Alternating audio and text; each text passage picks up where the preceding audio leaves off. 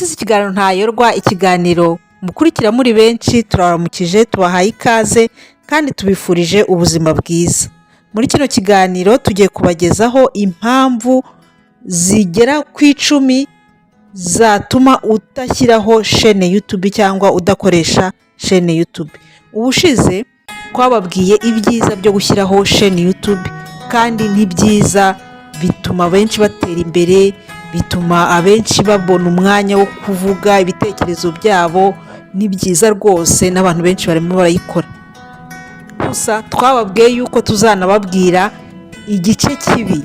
Burya buri kintu cyose akenshi kigira igihande cyiza kikagira n'igihande kibi. Muri kino kiganiro rero ndakubwira impamvu 10 zatuma udashyiraho shene ya YouTube, cyangwa se ukitonda niba wiyemeze kuyishyiraho ugafata ingamba kugira ngo icyo utegereje uzakigereho, utazasarura ahubwo ibindi utari utegereje. Kuko rezo sosiyo zose uretse na YouTube navuga ko ari ibintu byo kwitondera mu mikoreshereze yabyo. Ni ngombwa rero kubimenya kugira ngo ujye umenya uko byitwaramo mu mikoreshereze ya shene yawe, kugira ngo izatere imbere uko wabyifuje uyitangiza. Ikintu ugomba kumenya ni uko nyine YouTube nayo ari rezo sosiyo, kandi za rezo sosiyo zatunzwe agatoki ko ari nyirabayazana w'ibibazo byinshi, harimo nko kubeshya, ibintu bya escroquerie. Ugasanga umuntu ashobora gutanga amakuru akoresheje channel runaka, akabwira abantu wenda ngo biyandikishe cyangwa se bagura ibintu runaka, kandi usanga ari ukubabeshya cyangwa gushaka uburyo babambura utuntu twabo. Rero ni ukwitonda mu bijyanye n'imikoreshereze ya YouTube, waba wowe ureba ndetse nawe uyitegura, wowe wayishyizeho.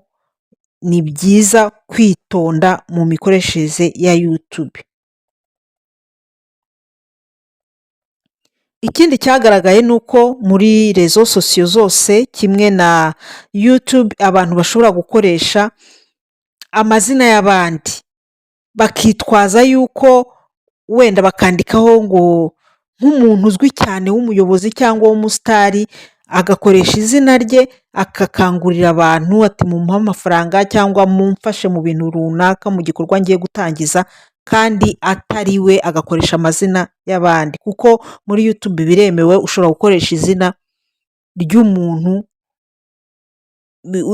bipfa kuba bitanditse kimwe n'uko uwo muntu we yabyanditse, nyamara ugasanga abantu barabyitabiriye kandi bazi yuko ari uwo nyine musitari cyangwa uwo muntu uzwi.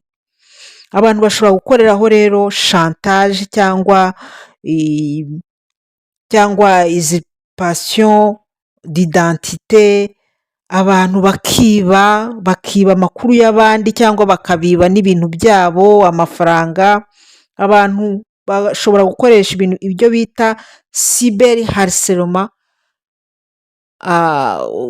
Ugasanga umwana runaka cyangwa abajene ndetse n'abantu bakuru bakunda kubikora, babujije amahoro umuntu washyizeho channel runaka, amubujije amahoro, cyangwa umuntu runaka bakamubwira nabi, bakamubwira amagambo mabi yo kumuca intege. Ni ibintu harcèlement ni mbi cyane, kuko yajyanye n'abana benshi, bikagera n'aho biyahura cyangwa bakava nko mu ishuri kubera ababakurikira bababwira amagambo mabi ya buri munsi.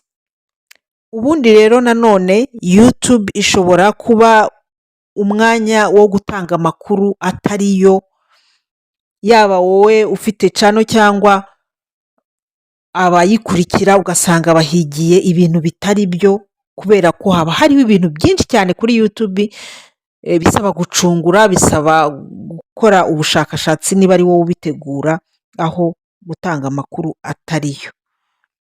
Ikindi ni uko YouTube ishobora gukoreshwa abantu bavuga uwundi muntu bakamuvuga nabi kandi bakamuvuga amakuru atari yo, ugasanga ntabwo ari byiza. Ibintu bya diffamation byaravuzwe kuri YouTube.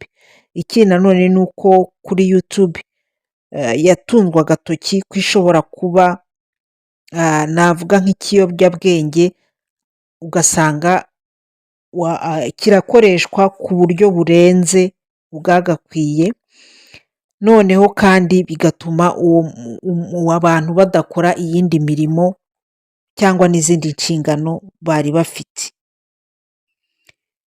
Ibyo bigatuma umuntu ashobora kuhagira n'ibibazo yewe byo mu mutwe iyo bidakoreshejwe neza cyangwa bidacunzwe neza, haba ku muntu ufite channel ndetse n'abayikurikira.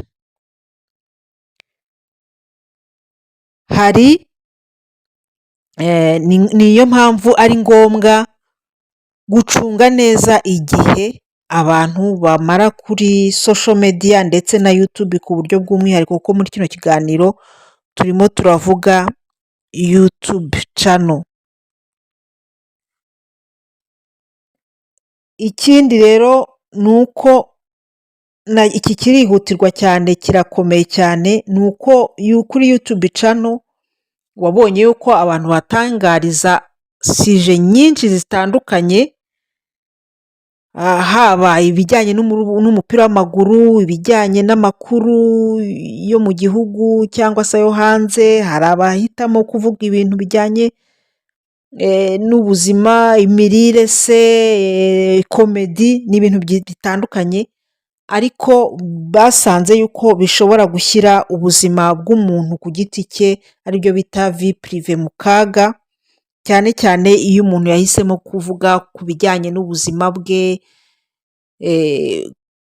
cyangwa se ibyamubayeho cyangwa se ibiri mu kumubaho, ugasanga hari amakuru atanze ye bwite ashobora kumuzanira ikindi kibazo mu buzima, cyangwa mu gihe runaka bikazamubera ikibazo runaka, cyangwa ya makuru yatanze akazakoreshwa n'abandi mu bintu bitari byiza.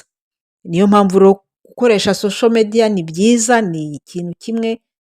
Hari ikiganiro twakoze mu kirebe kiri aho hasi kijyanye n'ibyiza byo gukoresha social media na YouTube ku buryo bw'umwihariko, ariko vie prive kuyishyira hanze yose uko yakabaye ni ukubyitondera, kuko bishobora kuzavamo ikibazo cyangwa cy'ubu ngubu cyangwa se imbere, ugasanga hari amakuru washyize hanze, kandi izi social media dushyiraho amafoto hari igihe biba bigoye kuyagarura cyangwa kuyasiba ahantu hose wagiye uyashyira. Abajura nyine muri bya bindi twavuze ko hari igihe habamo ubujura bw'amakuru, ugasanga hari abayibye bagiye kuyakoresha ibindi bintu, ukazibona mu bibazo utagizemo uruhare. Ikindi kibazo rero kuri YouTube ni uko hari igihe mu ntangiriro cyangwa mu mikorere ya YouTube bishobora nubwo wenda wavuga uti na abonoma ntabwo ihenze cyane, ariko kamemu ni amafaranga. Hari umuntu uba udafite ubushobozi bwo kuyabona ngo agure rezo, ngo agure ibikoresho by'ibanze cyangwa se na za application, cyangwa se niba atanazi no gukoresha izo application ngo abyikorere, ugasanga aragenda gukoresha ahandi iyo ashaka ibintu bimeze neza, ugasanga birahenze, nyine baramuca amafaranga ahenze. Ikintu cyiza ni ugutangira gahoro gahoro, wenda umuntu akagenda yiga aho kubitangaho amafaranga, cyane cyane kuba utari wanatangira kubihemberwa ngo ubyinjizemo amafaranga. Ikindi ni uko usanga bino bintu nk'abantu bahakorera marketing cyangwa bahamenyekanishiriza ibikorwa byabo, usanga bafite isoko rinini cyane, audience nini cyane kuri YouTube. Yewe haba harimo n'abandi bari international mu bindi bihugu, kugira rero ngo ubone ba bakiriya bazakugurira uba usanga bigoye cyane, hari n'ababyumva bikarangira aho ngaho. Isoko ni rinini cyane ryo kuri YouTube rero kuhabona umwanya bisaba igihe, bisaba navuga nk'amahirwe no gukora cyane no kubishakira tekinike zibigufashamo. Isoko riba ari rinini cyane, konkiransi iba ari nini, niba uhacururiza haba hari abantu benshi bahacururiza, niba uherekanira ibikorwa byawe hari abandi babyerekana. Iyo ugize amahirwe ukabona algoritme ya YouTube irimo gushyira imbere ibikorwa byawe, ujye ugira iyo mahirwe kuko isoko ni rinini cyane rya YouTube. Ikindi ni uko YouTube ushobora gushyira hanze nyine information ziri personnel, cyane cyane nk'iyo ukoresha za email usanzwe ubikaho andi makuru, noneho ugasanga uranazikoresha muri YouTube. Usanga hari amakuru yawe ashobora kujya hanze cyangwa abajura bakayiyuriraho kugira ngo babone ibindi, bakakugirira nabi, bakakwiba cyangwa se bagakoresha amakuru yawe ku zindi nyungu.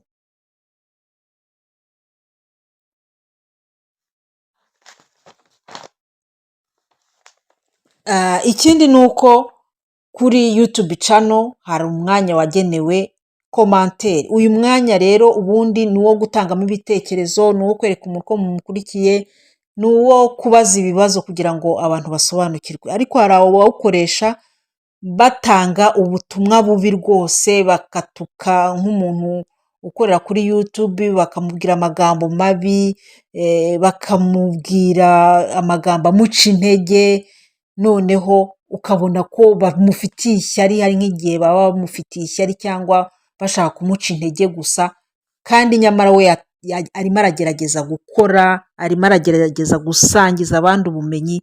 Ariko niba utangije YouTube, ibyo ngibyo uzabyitegure, kuko abantu bazaguca intege, abantu bazakubwira amagambo mabi, abantu bazakugaragariza yuko bagufitiye nk'ishyari, cyangwa cyane cyane nk'abantu bamaze kugera kure. Ibyo ngibyo uzabyitegure, umenye uburyo uhangana nabyo, ukomere, niba wariyemeje gukorera kuri YouTube.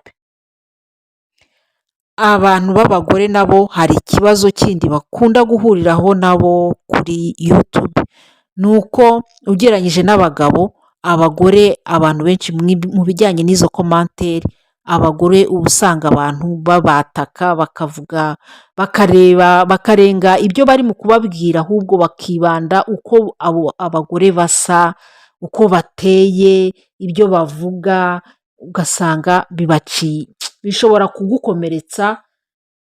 Niba bakubwira amagambo mabi, ibyo ngibyo byose ni ukubyitegura niba utangiye YouTube. Indi mpamvu rero ni uko YouTube abantu benshi bayishyiraho kugira ngo babone amafaranga, ariko niba utangiye YouTube uzamenye yuko mu gitondo utazahembwa. Bishobora no kumara igihe kinini cyane, bizaterwa n'uko uyikorera, bizaterwa n'uko uyitangira, bizaterwa n'uko uyikurikirana. Bisaba rero patience, bisaba consistance. Ntabwo mu gitondo washyizeho YouTube ntabwo uzahita uhembwa. Ibyo nacyo uba usanga ari imbogamizi ituma hari abantu bagira ubwoba bwo gutangira YouTube. Usanga nanone mu bijyanye, bwo nari ndimo kuvuga iby'amafaranga, ibyo guhembwa, hari iyindi mbogamizi. Abantu bose bakorera kuri YouTube ntabwo bahembwa amafaranga amwe, biterwa nyine n'uko wakoze. Ariko nanone bitewe n'igihugu urimo, cyangwa se sije topic ugenderamo, umurongo wihaye ugenderamo na nishe zawe. Nishe ni navuga nka domaine ukoreramo, kuko wabonye yuko hari abantu bibanda ku bijyanye n'ubuzima, abandi bakibanda ku mipira y'amaguru, abandi bakibanda kuri za komedi, abandi bakibanda ku ndirimbo. Hari n'aba YouTuber bindi b'abahanzi gusa bashyiraho indirimbo. Burya bose ntago bahembwa amwe, biterwa nyine na domaine urimo na nishe urimo. Ubwo rero uba usanga nacyo ari ikibazo, ugasanga abantu bose barashyiramo ingufu ariko nyamara ntibahembwe kimwe. Icyo nacyo ni imbogamizi. Ikindi nanone ni uko YouTube ifite ijambo. Iyo umuntu akoze research ngo ashake amakuru runaka kuri YouTube niyo nyine imuha ibiganiro ashobora kureba ikurikije n'ibyo yo ikuramo inyungu. Noneho rero kandi bigatuma abantu bamara umwanya munini kuri YouTube, kuko niba ugiye gutegura ikiganiro, uko kizaba kirekire niko gishobora kuguhesha amahirwe yo guhembwa menshi. Rero bisaba yuko byatumye abantu bakora kuri YouTube bumva yuko ibiganiro bigomba kuba birebire kugira ngo abantu byongere n'amasaha nyine, kandi amasaha niyongera n'amafaranga wenda aziyongera. Irashinjwa rero ko ituma abantu bayimaraho umwanya kugira ngo bazahembwe agatubutse. Ikintu rero umuntu yakwibaza nanone mu bijyanye n'amakuru aba kuri YouTube ni menshi cyane, kandi ibibazo bya tekinoloji bikunze kubaho, nubwo kuri YouTube bidakunze kubaho ariko byagiye biba ku yandi ma platform, ugasanga arahagaze cyangwa amaze igihe adakora. Umuntu yakwibaza rero ati umunsi umwe ubyutse ugasanga n'ibyo biganiro byose byaragiye, amakuru yose yaragiye yo kuri YouTube, ni ikibazo umuntu ashobora kwibaza. Ndakeka rero ngusubirije, hari n'izindi mbogamizi, hari n'ibindi bibazo bishobora kuba kuri YouTube ku bantu bakora kuri YouTube, baba bareba ndetse n'abashyiraho uwo murongo bategura ibiganiro cyangwa andi makuru aba kuri YouTube. Ushobora kuyakurikirana nawe, niba hari ayo ufite washyira muri komenti imbogamizi zishobora kuba ku muntu waba ukurikira cyangwa utegura amakuru yo kujya kuri YouTube bigafasha abandi. Ndagushimiye rero wowe wakurikiye kino kiganiro, urebe n'icyo twateguye ku byiza noneho byo gukora umurongo wa YouTube, kuko burya ibyiza n'ibibi biragendana, byose ni ngombwa kubimenya kugira ngo umuntu afate umwanzuro cyangwa amenye n'uburyo yitwara mu mikoreshereze ya YouTube. Njye wagutegura kino kiganiro rero nitwa Celine, urubuga ni Ntayorwa. Mugire amahoro, mwibuke gukora subscribe abatari bayikora, kuko dukomeza kubagezaho ibiganiro bibagira akamaro. Mugire amahoro.